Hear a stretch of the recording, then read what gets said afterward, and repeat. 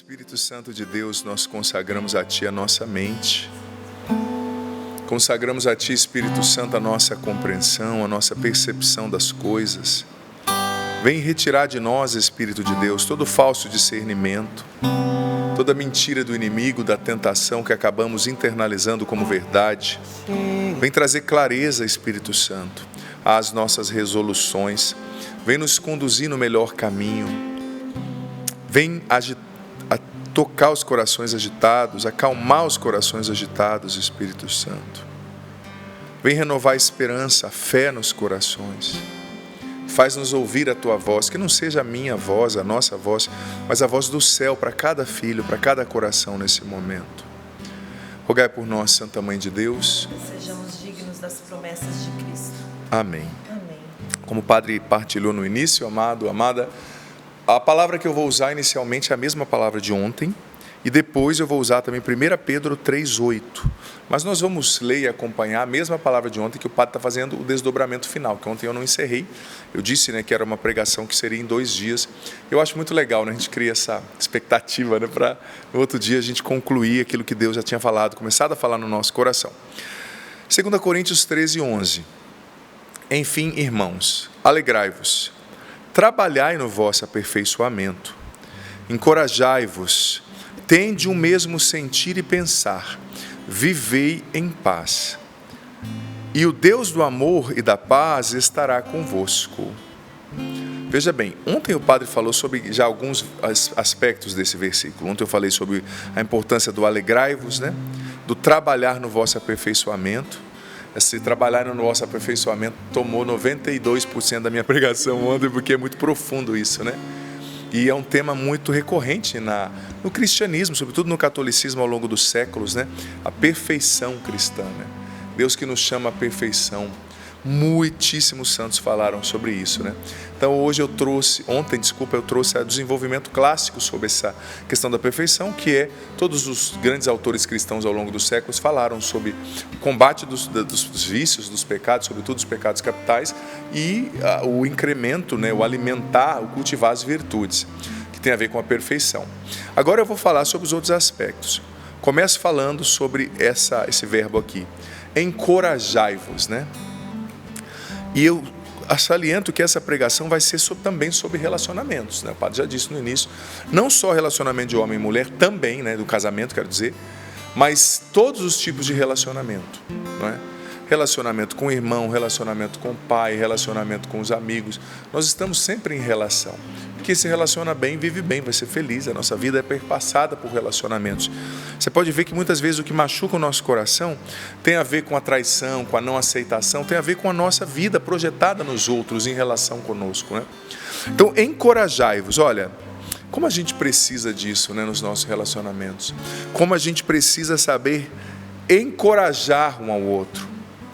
Encorajar e ser encorajado, Olha, a gente precisa ser encorajado para a santidade. A gente precisa encorajar os outros para serem melhores, Você vê que a palavra encorajar, ela pode ser sinônimo de motivar também, Mas encorajar é mais profundo, que a palavra coragem vem do latim, cor agem, quer dizer, a ação do coração, Ação que vem de dentro, que transforma a estrutura do comportamento, de tudo mais. Então, encorajar-vos quer dizer, olha, deixa o Deus que vive dentro de você vir à tona do seu coração e te levar a ações sábias, e te levar a motivar, a influenciar os outros para o bem.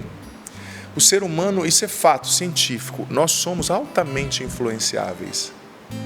E por isso nós precisamos estar perto de pessoas que nos encorajam para o bem, que nos influenciam para o bem. Quantas pessoas perderam o seu caminho com Deus, a sua própria salvação, por se aproximarem de pessoas que as encorajavam ao mal. E a gente precisa, a palavra é essa, encorajar, porque para você fazer um grande pecado, você precisa de coragem muitas vezes. Então tem pessoas más que estão na nossa vida para nos encorajarem ao mal. E a recíproca também, o antagônico disso é verdadeiro, Para fazer o bem, um ato heróico, a gente precisa de pessoas que nos encorajam a isso. Eu gosto de ler a vida dos santos, por exemplo, porque ali você é extremamente encorajado a cultivar virtudes heróicas, a fazer o certo, Você entende que é possível vencer certas fraquezas e limitações olhando para a vida dos santos ou de alguém santo, né? Então, encorajai-vos, isso é importante. A gente precisa encorajar e ser encorajado para vencermos os nossos defeitos, não é? Para conseguirmos recomeçar depois das nossas quedas. Gente do céu, como a gente precisa encorajar os outros e ser encorajados depois de uma queda. Olha, você que cometeu um grave erro, que caiu, o seu erro não tem que definir você. É lastimável, não deveria ter acontecido, óbvio. Mas dá para recomeçar, é possível recomeçar. Você precisa recomeçar. Não deixa que esse erro te defina. Não deixa que esse erro te limite. Não deixa que esse erro tire o melhor de você, porque você não é o seu erro. Eu encorajo você a recomeçar. Eu encorajo você a buscar ajuda, a se confessar. Eu encorajo você a perdoar o seu esposo, a sua esposa. Eu encorajo você a olhar o seu filho como filho novamente, porque está tão desgastado, né? Ele na droga, ou ele nessa depressão, ou ele afastado de Deus, mentindo tanto, mas ainda é o seu filho. Eu te encorajo a voltar a amar, eu te encorajo a voltar a lutar, sabe? Isso é muito importante. Eu te encorajo a voltar a acreditar que para Deus nada é impossível, a última palavra é dele, não é de um diagnóstico, não é de outra realidade. Encorajai-vos. Depois, essa aqui é fantástica, eu vou gastar bastante tempo nela, já adianto. Tende o mesmo sentir e pensar. Do grego phroneo, que poderia ter sido traduzido, sejam como uma mente só. Olha que forte isso, né? Seja como uma mente só com seu marido. Seja como uma mente só com seu amigo, com as pessoas que Deus coloca no seu caminho. Porque, gente, a maioria dos problemas que acontecem, das brigas entre irmãos, entre pai e filho, entre genro e sogro e nora, etc., é porque a gente não tem uma mente só, é porque a gente não forja a nossa mente para viver a comunhão. Ai, padre, então eu vou me anular, eu não concordo com o meu sogro, eu não concordo com o meu esposo. Não é se anular. A caridade, ela faz essa adequação para a comunhão poder acontecer. E a comunhão é a união de pessoas diferentes, não é, sabe, tem uma palavra aqui que unidade não é, tem uma palavra que a gente costuma dizer, eu esqueci agora, mas unidade não é uniformidade, não é que todo mundo vai ser uniforme, igual, mas a caridade, ela te lança no esforço da comunhão. Sou diferente sim, mas eu quero ser uma só mente com você, nisso eu aceito, eu concordo, nisso eu não concordo, mas vamos juntos, vamos caminhar juntos, vamos ter uma congruência de objetivos, vamos respeitar um ao outro, e no que a gente não concorda, a gente respeita e vamos caminhar junto. Gente, o que falta nesse mundo é essa congruência de corações, é um caminhar junto, é a comunhão, sabe? É a comunhão, como é importante, sobretudo num relacionamento. Mas para você viver esse phroneo, que é o ser como uma mente, você precisa superar aquilo que o padre dizia ontem, o orgulho, o pecado, a busca de comodidade, né? O egoísmo, a preguiça. Olha, o Papa Francisco escreveu algo numa das suas encíclicas, no número 100, na Amoris Laetitia, que eu acho fantástico para isso aqui. Presta atenção. Um verdadeiro encontro com o outro requer um olhar realmente voltado para ele. Isso não é possível quando reina um pessimismo que põe em evidência apenas os defeitos e erros do outro. Talvez até para compensar os nossos próprios erros e complexos. Olha o que o Papa está dizendo. Um olhar amável faz com que nos detenhamos menos nos limites e defeitos do outro, podendo assim tolerá-lo e unirmos em um projeto comum, apesar de sermos diferentes. Olha só o que o Papa está dizendo, que fantástico isso aqui. Para você viver essa comunhão, você tem que superar esse pessimismo, esse egoísmo que põe em evidência só o erro do outro, às vezes até para compensar os seus próprios erros, os seus complexos. É preciso um olhar amável que faz que olhemos menos para o que o outro tem de ruim e assim o toleremos com amor e nos unamos num projeto comum, apesar de sermos diferentes. O Papa está reconhecendo, nós somos diferentes. Vocês são diferentes, mas é preciso ter esse esforço do amor. O amor, gente, gera comunhão. Quem é de Deus gera comunhão, quem é do diabo gera divisão. A palavra diabo, você sabe disso, talvez você já até ouviu, quer dizer, né, do grego diabolos, o divisor, né? O divisor. Então, o homem de Deus, a mulher de Deus, ele gera comunhão. Somos diferentes, sim. mas somos convidados a viver a unidade, ainda que na diversidade, né? E agora eu quero trazer uma outra passagem, você não precisa abrir para ler, mas como o padre está concluindo a passagem de ontem, eu quero trazer uma outra que corrobora isso aqui. Não precisa abrir, só escute. 1 Pedro 3,8. Finalmente, sede todos unânimes. O que é ser unânime, gente? É ter uma só mente, é um só coração. Compassivos, olha só, compaixão. Quantos relacionamentos estão sendo destruídos por causa de falta de compaixão, falta de empatia, né? É uma palavra que está na moda, mas é muito profunda. Quantos relacionamentos estão acabando porque nós somos egoístas?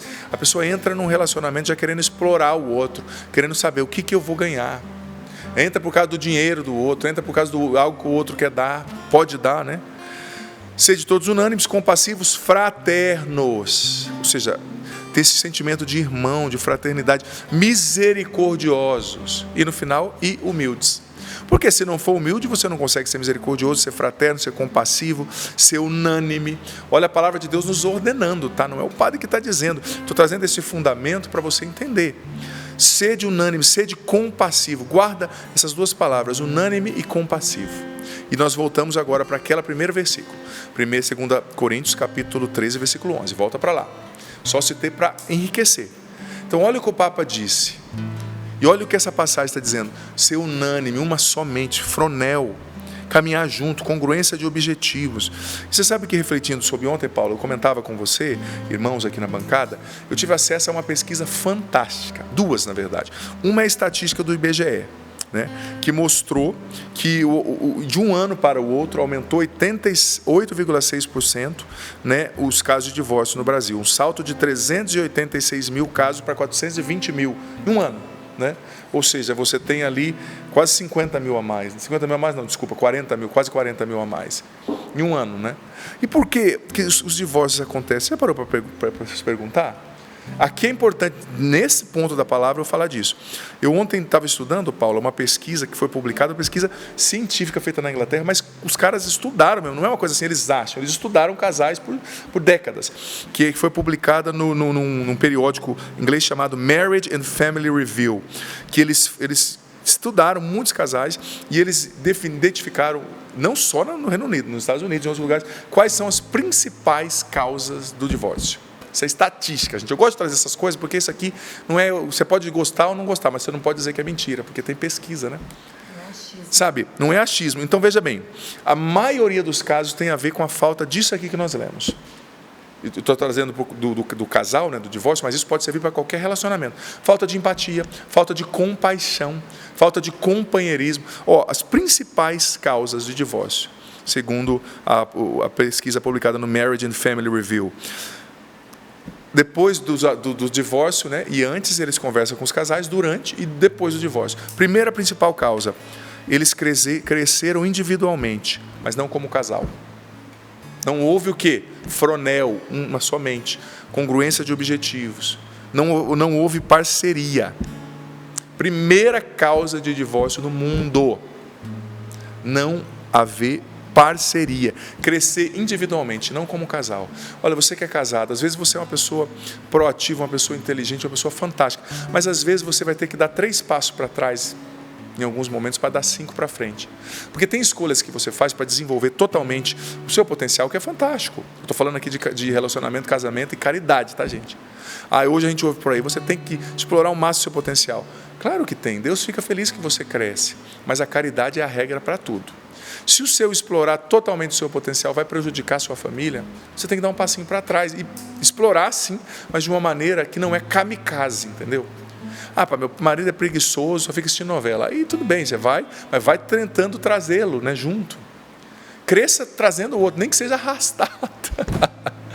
Às vezes tem que ser amarrado, né? Mas tenta crescer com o outro junto. Eu sei que às vezes não é possível, né? Mas é tão bonito quando o casal cresce na vida de fé junto, né? Eu acho tão lindo. E às vezes não é possível. O homem não reza, a mulher tem que rezar. A mulher não reza, o homem tem que ir para Deus. Alguém tem que ir para a família não cair, né? Mas o ideal é que o casal vá junto, que os filhos vão juntos. Porque o que acontece? A mulher está fazendo uma experiência de Deus, conhecendo a vida dos santos, o marido está conhecendo o catecismo, e os dois juntos partilham e crescem, e incentivam, encorajam os filhos. É lindo demais. Agora, não estou falando para você dar um passo para trás e se tornar um medíocre se o seu cônjuge está sendo assim. Entenda bem o que o Pai está dizendo, tá? Você vai ouvir o Espírito Santo no teu coração, mas chega uma hora que se vocês crescerem tão individualmente assim, e tão sem nenhum laço de comunhão, que vocês vão separar, porque vão ser dois estranhos morando no mesmo teto. Dois estranhos dividindo o mesmo teto, né? E isso não sustenta uma relação. Sabe? Tem que ter um mínimo de congruência, de empatia. Nem que ser os dois torcer para o Corinthians, né? Eu tenho um casal de amigos que são hiper diferentes, você não tem noção. Mas os dois são hiper corintianos. Hiper. Então eles falam do Corinthians, eles vão para o estádio, eles brigam, aquela coisa legal, brigam no bom sentido da palavra. Não, tipo assim, eles são. Mas pensa num casal totalmente diferente. Mas o valor do Corinthians é a união. Sério, eu conheço um casal assim. É uma brincadeira, mas é bonito, pelo menos. Tem que ter alguma coisa em comum. Não só isso, óbvio. Deve ter mais coisas, óbvio. Isso aí é a superfície que a gente vê, né? Que está ali perto. Mas tem que cultivar coisas em comum, porque senão não adianta, sabe? Não adianta. Olha só, um dos entrevistadores da pesquisa ouviu uma mulher que tinha acabado de separar. Ela disse assim: aqui eu estou num relacionamento, parece que eu estou sozinho. Não há parceria, não há conexão. Com isso, eu me sinto só. Olha só, não tem a ver com isso que a gente leu na palavra? Não tem a ver com isso que o Papa Francisco falou? Comunhão, só o seu coração, compassividade, compaixão, olhar para a mesma direção, não é? E dentro disso, né, não dividir as tarefas domésticas que eu falei já na série da restauração das famílias, que tem a ver com essa não parceria, né? Isso também é causa de divórcio, está dentro ainda desse quesito, não ter parceria. Não dividir as tarefas domésticas, um que fica procrastinando e o outro que fica sobrecarregado, causa de divórcio. Segunda causa, Paula, que tem a ver com a falta de compaixão, irmãos, que tem a ver com a falta de empatia. Discussões e brigas. Esses pesquisadores disseram que, a partir do momento que o marido ou a esposa mudaram o tom de voz para com o outro, a brecha do divórcio já começou a acontecer. Ou seja, tom de ameaça, tom de xingo, tom de grito. Por quê? Porque quando você está agindo assim, você está mandando uma mensagem para o cérebro do outro, aquilo que é o cérebro reptiliano, né, a parte da amígdala, que ele está sob perigo, ele vive em estado de alerta. Então ele vai, a suprarrenal vai bombear lá, mas para o sangue, né, para o sistema sanguíneo, o cortisol, os hormônios do estresse, ele vai. E ninguém consegue viver bem para sempre do lado de uma pessoa que te deixa sempre em estado de alerta, né? Então isso é causa de divórcio, discussões, brigas, cobranças excessivas. Vão ter momentos de discussões, é inevitável, né, gente? Mas não pode ser só isso, tem que ter palavras de aconchego, tem que ter momentos de paz, sabe? A casa precisa ser, o lar é o descanso do guerreiro, né? Como diziam os antigos. Precisa ser um lugar de paz, né? Outra causa de divórcio, segundo essa pesquisa, que tem a ver com o que a gente leu, né? O tem de um mesmo sentir e um pensar. O contrário disso, a falta de intimidade, a falta de amor, né? Metade dos casais recém-divorciados apontaram a falta de amor ou de intimidade como a razão para a sua separação. Há esse sentimento abrangente de distância, um dos casais disse separados, né? Que acontece ao longo do tempo, né? Intimidade, tem a intimidade que você está pensando aí também, né? As bobiças da vida? Tem também, mas não é só isso, né? Não vou ficar falando os nomes aqui em rede nacional, que tem criança assistindo. Os pesquisadores falaram que isso é importante, mas não é só isso, né? Não é só a intimidade corporal, mas a intimidade da conversa, do diálogo, do outro se sentir íntimo de você. É diferente quando você está com alguém que é seu colega, seu conhecido, do que quando você está com alguém que tem intimidade com você, né? Eu tenho amigos que são íntimos meus, e é bonito que você não precisa falar muito para explicar o que você está sentindo para alguém íntimo, não é verdade? Você não precisa explicar muito o seu coração, seus sentimentos. Você não precisa dizer o porquê você agiu daquele jeito. O íntimo te conhece. Mas quando vai faltando a intimidade, sabe, vai ficando pesado. Sabe, é preciso ter intimidade. Todos os sentidos, como o padre já disse, pressupõe aí para o casal, né? Mas também a intimidade da conversa. A intimidade nasce na conversa. Nasce, sabe, os momentos mais fortes de intimidade, irmãos, vocês vão concordar comigo, eles nem sempre acontecem no que está programado. Mas no não programado, aquele dia que você está com a cabeça cheia, você chega em casa, teu marido te faz um café, ou você faz ali um pão de queijo para o seu marido, ele começa a conversar, e vê o filho, e vê a esposa, e vê a sogra, e vão falando, de repente vocês estão ali 2 horas conversando, e que legal, né, ter alguém para conversar, que legal chegar em casa e, ele me entendeu, ele é diferente, mas ele está comigo, ela está comigo. Isso é essencial para um casamento, óbvio, porque aqui eu estou trazendo essa estatística, mas também para qualquer realidade, gente. Para qualquer tipo de relacionamento. Nós não vamos ser íntimos de todos, claro. Mas com algumas pessoas a gente precisa ter intimidade, porque o nosso coração tem sede disso. Muitos dos que esses jovens estão buscando nesses relacionamentos, que já vão morar juntos, já viram uma confusão, no fundo não é nem só a intimidade sexual, mas é a intimidade de vida, é se sentir importante para alguém. Então, mirando errado, entendeu? Porque não é só isso, né? Porque, tipo assim, se for só a intimidade sexual, depois que acaba, não tem uma conversa, não tem nada, não é isso, a vida é mais, precisa ser mais. Então, outra realidade que essa pesquisa apontou, principal caso de divórcio no mundo, permitir o comportamento negativo sem o combater. É aquilo que eu falava dos cupins, né? Quem não ouviu, vai lá assistir depois a série sobre a restauração das famílias. São Sorrindo para a Vida Passado, que o padre fez, né, semana passada, que estão no Canção Nova Play ou lá no CN Plus também. Então, não combater o comportamento negativo, vai permitindo, o cara é preguiçoso, não põe o lixo, a mulher é chata, a mulher está sempre brava. Você tem que combater em você o que não constrói a comunhão, porque você não vai ter uma só mente. Você não vai, lendo novamente aqui, ter o mesmo sentir e pensar, como está aqui no versículo 11, 2 Coríntios 13, 11, se você não combater em você o que não constrói o todo, a comunhão, a relação. Então já falei isso e repito, isso é importante, né? Sabe, a passividade que a gente tem que combater, o mau hábito, o vício, o defeito, né? Outra grande causa, quinta principal causa de divórcio no mundo, infidelidade, não precisa nem dizer, né? A infidelidade, a traição, é o trair a comunhão, é o trair o mesmo pensamento, ter o mesmo pensamento, né? Você está traindo. Claro, tem pessoas que têm fraquezas nessas áreas, mas busque ajuda, busque confissão, busque direção espiritual, combata, lute. E se você está no adultério, saia em nome de Jesus. Não é isso que Deus quer, isso é um pecado grave. Isso é uma falta de caridade com sua esposa que está lá na sua casa, cuidando dos seus filhos, lavando a sua roupa, ou do seu esposo que está trabalhando para sustentar, para ajudar a casa, né? Hoje ambos trabalham, óbvio, mas que está dando a vida por você. Outra causa principal de divórcio no mundo tem a ver com tudo isso que a gente está falando. Falta de apoio emocional. O que é isso? A pessoa se vê como que se ela não fosse uma prioridade no casamento, né? Não tem palavra amorosa, o marido não gasta tempo de qualidade com ela, ou vice-versa, ou com o filho, ou com um amigo, sabe? É muito difícil voltar, uma das entrevistadas disse para a entrevistadora lá desse periódico inglês, é muito difícil voltar a ficar juntos quando a gente vê que a empatia e a compaixão foram embora. Não tem apoio emocional. E o que é compaixão, gente? A palavra compaixão vem do latim, quer dizer padecer com, sofrer com o outro, sentir a dor do outro, se colocar no lugar do outro. A compaixão é importante. Abençoados os que têm compaixão, né? Os que têm empatia, os que se importam, os que gastam tempo com o outro, os que ajudam. Gente, a gente está cada vez mais egoísta. E isso dentro das nossas famílias, cada vez mais sem compaixão. É o marido que explora a mulher, não tem compaixão se ela fica até de noite lavando a louça e ele não ajuda. Porque a casa também é dele, não é só dela.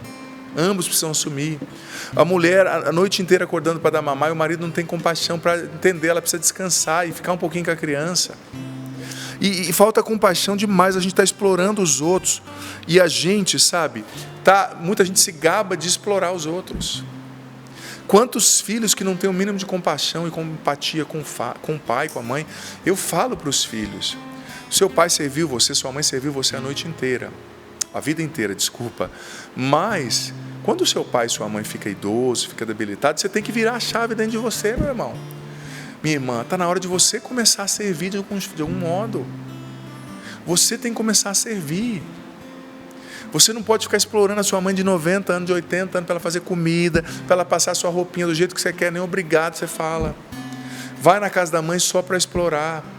Às vezes eu fui numa casa, não era nem no Brasil, mas eu fiquei admirado. Eu estava numa casa, numa residência, eles tinham 3 filhos, 2 casados e um que namorava. Foram as 3 noras. Era um jantar de Thanksgiving, que eles falam, né, de ação de graças. E eu fiquei admirado, porque foram as 3 noras, levaram quase nada, levaram os filhos para comer. Acabou o almoço, as 3 correram embora. E eles com uma casa grande, imagina, um jantar para 15 pessoas, né? Um jantar não, lá é meio almoço, jantar, né? Meio no meio da tarde. E eu, que sou o padre que estava lá, fiquei para ajudar. Porque eu fiquei com dó dos dois. Um acho que com 70, outro acho que quase 70. Fiquei lá, ajudei tudo. Nossa, padre, eu não precisava ficar. Não, preciso sim. Não tinha missa no momento, não tinha nada, né? Era um dia mais ferial à tarde, feriado de ação de graça. Então, eu fiquei admirado. Eu falei, gente do céu, essas noras não têm o mínimo de consciência. E duas das benditas ainda eu vi, pegando pote, levando sobremesa embora e se bobear não devolve o pote depois. Com certeza. Como acontece muito, né? Com certeza. Mas, gente, não dá, tem que ter compaixão. Esses dias fui para casa dos meus pais, eu fiquei um tempo lá com os meus pais, né? Cuidando deles e tal, o tempo que eles precisaram. E esses tempos atrás eu voltei lá e eu tinha marcado, não lembro se eu tinha marcado com um padre amigo de ir para academia, de vez em quando eu vou, mais falta que no que vou, mas de vez em quando eu vou, ou de ir fazer alguma coisa. Aí eu vi que eu estava marcado aquilo lá para eu ir com o padre para academia, não sei. E a minha mãe estava com uma dor na perna, tremenda, tremenda, tremenda. E à noite a família ia lá. Não lembro se ia ter alguma coisa, um churrasco lá para o sul, a gente chama churrasco, né? E eu ia saindo, de repente eu liguei para o padre, ver minha mãe, tem uma mulher que de vez em quando ajuda a minha mãe, mas a mulher não pôde ir. E eu liguei para o padre e falei, olha, irmão, desculpa, mas eu vou ficar aqui. O que você vai fazer? Eu vou malhar por aqui. E eu limpei a casa inteira. Claro, não é do padrão minha mãe, né? Eu sei. Eu dei o meu melhor, né? As mulheres que me perdoem. Mas fui, passei o pano em tudo, limpei tudo. E o padre, você não vai vir mesmo? Não, não vou. Porque não era justo. Eu, no meu coração, eu concebi. Não é justo eu estar lá na academia, com o padre, sei lá onde a gente ia, e a minha mãe machucada, tendo que fazer serviço. Com dor, ela teve que deitar, tomou remédio e deitou. Não, eu fiquei, ela não me pediu nada, mas eu fiquei, eu quis fazer. Claro, mais uma vez eu digo, com as minhas limitações, não sou ela, mas eu fiz. E quando chegaram em casa, ninguém sabia, minhas irmãs, o que aconteceu, mas viram que a casa estava limpa. Né? E tem dois sobrinhos pequenos, eles gostam de ficar no chão, né, criançada? Se você não limpa o chão, tadinho, eles vão comer pó, né? Já comem, né? É a fase. Mas, tipo assim, eu entendi que eu precisava fazer isso. Não estou me colocando como exemplo, estou dando um exemplo, um testemunho de algo que eu fui tocado. E eu estava, gente, com a roupa já de sair, com a chave do carro na mão. Mas uma luzinha acendeu dentro de mim. Eu falei, não é justo, né? Não é empático, eu tenho que ter compaixão com ela, eu tenho que ter compaixão. Olha, você que é nora, tenha compaixão da sua sogra. Às vezes vai na casa e explora. No mínimo que você vai quando você vai almoçar na casa de alguém que não tem funcionários ali, é ficar para ajudar, é lavar a louça para a pessoa, o mínimo que você faz. Mas tem gente que não faz nem isso e ainda sai se gabando. É uma senhora, é uma idosa. Gente, a gente tem que ter compaixão com os idosos, empatia com as crianças. Eu fico admirado, tem tanta gente que tem muita compaixão com animais, eu acho lindo isso, eu também gosto de cachorro pra caramba, só não tenho porque eu viajo muito, não é justo deixar o bichinho de qualquer jeito, né? Sempre tive. Mas tem gente que tem compaixão com o cachorro, empatia com o cachorro, mas não tem com a criança que está comendo lixo na rua. Adota um cachorro, mas não adota uma criança. É muito triste a inversão de valores do nosso tempo.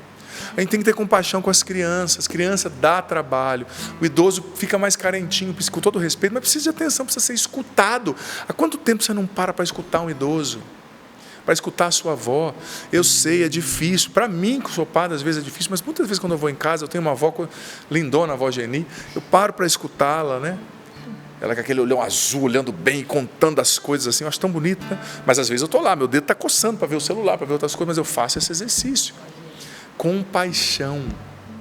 A gente precisa resgatar isso. E, sobretudo, Paulo, eu vejo que para nós, o mundo precisa de pessoas compassivas, de bons samaritanos.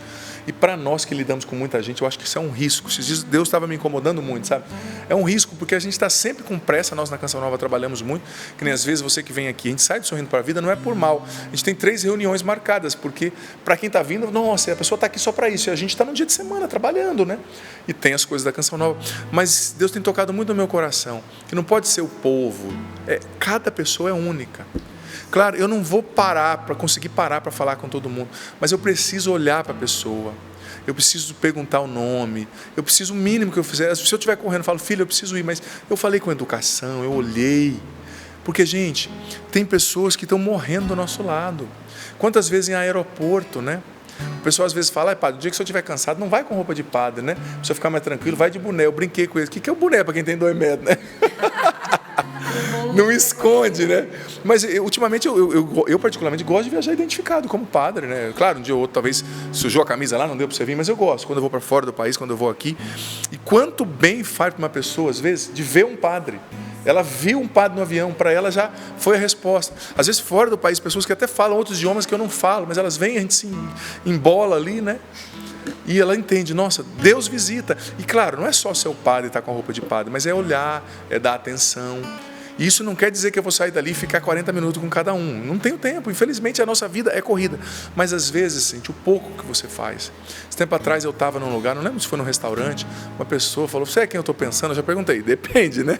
Vai que ela está confundindo com outra pessoa. Você é o padre? Eu falei, sim, sou o padre. Porque um dia me confundiram com jogador de vôlei, né, lá em São Paulo. Um amigo meu, por causa do tamanho, eu estava com o uniforme, né? Daí eu conversei, escutei um pouquinho. Ela falou, reza pelo meu filho. Eu falei, sim, como é que é o nome dele? Mas a pessoa já pensou, né? Não, se ele está interessado, né? Se não tivesse interessado, tá bom, isso aí. Como é que é o nome do seu filho, né? Nem sempre dá, mas Deus tem me incomodado. Eu não posso ver as pessoas como números, porque a gente... E você que acompanha a Canção Nova, que acompanha o padre, as minhas redes sociais, acompanha os irmãos aqui, onde a gente está tem muita gente, eu sou feliz por isso, né? Que maravilha, mas as pessoas não podem, eu digo para mim mesmo, não pode ser números para mim, não pode ser mais um, precisa ser único, sabe? O mundo precisa de pessoas empáticas e se importam. O que é ser empático? No fundo é se importar, né? Enfim, eu trouxe algumas coisas aqui dessa pesquisa, mas agora eu quero voltar para o final do versículo, porque senão eu arrasto ele para segunda, diz passar segunda-feira, estou de volta, viu? O Rafa mandou mensagem agora há pouco aqui, vou estar junto, nosso diretor. Viver em paz, última coisa do versículo. E o Deus da paz estará convosco. Porque o viver em paz, o promover paz no relacionamento, no casamento, também gera comunhão, também gera um só pensamento, um só coração. Porque olha, eu estava lendo esses dias A Imitação de Cristo, que é um livro que tem santificado gerações. O livro 2, na parte 3, diz o seguinte, chamou tanto a minha atenção, Paulo, escuta isso. O pacífico é melhor que o sábio. O pacífico é melhor que o sábio. Eu preciso ser sábio. Seja pacífico, que no seu ser pacífico, a sabedoria vai tomar conta do seu coração. O pacífico é melhor do que o sábio. Então, tudo bem, quando tiver que resolver um conflito, resolva.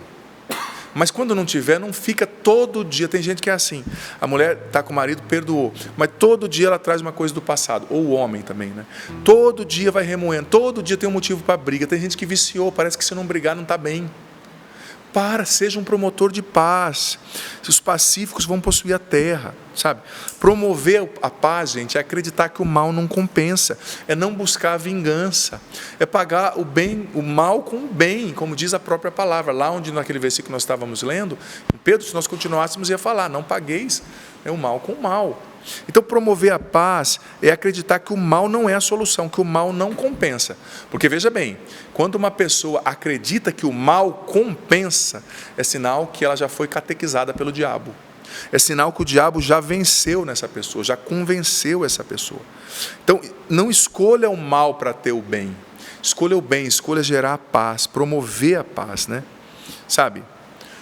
Promova a paz. E dentro desse promover a paz, tem alguns outros últimos pontos dessa pesquisa, das principais causas de divórcio no mundo que eu quero trazer. Trazer estresses externos para o relacionamento, né? Ou seja, sempre estou com um problema no trabalho, eu trago para casa, só falando disso, só vivendo isso, estou com um problema na casa, trago para a amizade. A gente tem que, claro, conversar, pedir ajuda, mas saber separar, porque senão fica pesado, isso é só problema, isso é só confusão, né? Outra causa de divórcio, que tem a ver com perturbar a paz também, amizades nocivas. Está na raiz de muitíssimos divórcios. O cara vai, por exemplo, você já viu um casal, que era assim, a mulher simples, ele casou, um rapaz de condição, aí o rapaz começou a encorajar, se cuida, filha, vai no salão, eu pago, começa a estudar, eu pago. Aí ela se estudou, se formou, ficou bonita, começou a sair com um rapaz 10 anos mais novo que o marido, chutou o marido. Cara, o marido te deu tudo, mas por que isso aconteceu? Por amizades nocivas na faculdade.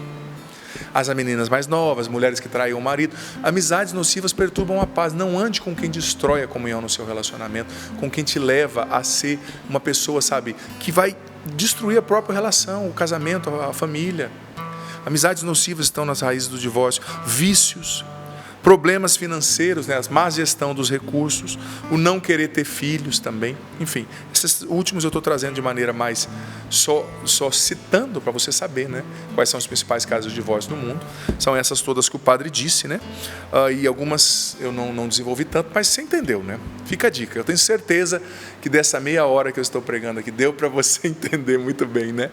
E filha, padre, muito bonito o que você falou. Não adianta ser bonito, você tem que implementar. Você tem que se esforçar para colocar em prática.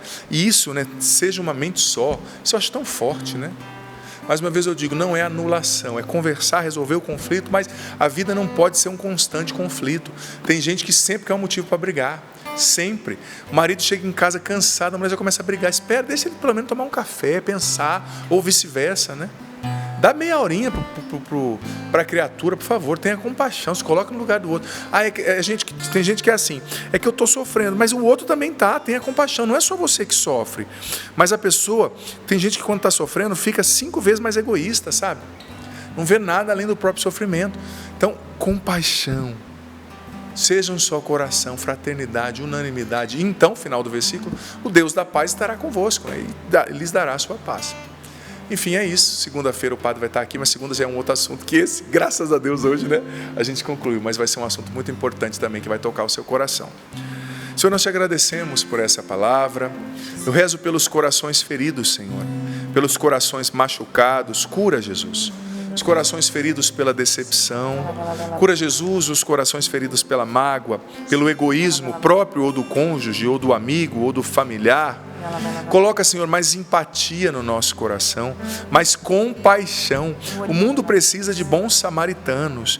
O mundo precisa de pessoas compassivas e empáticas, porque ser compassivo, Senhor, ter compaixão nada mais é do que ser um outro Cristo nesse mundo. O Senhor teve compaixão. Aquela passagem linda da cura do filho da viúva de Naim. Como o Senhor foi movido pela compaixão daquela mãe sozinha, naquela sociedade cruel, daquela viúva. Como o Senhor foi movido por compaixão para libertar os possuídos pelo demônio, para curar os cegos, Senhor.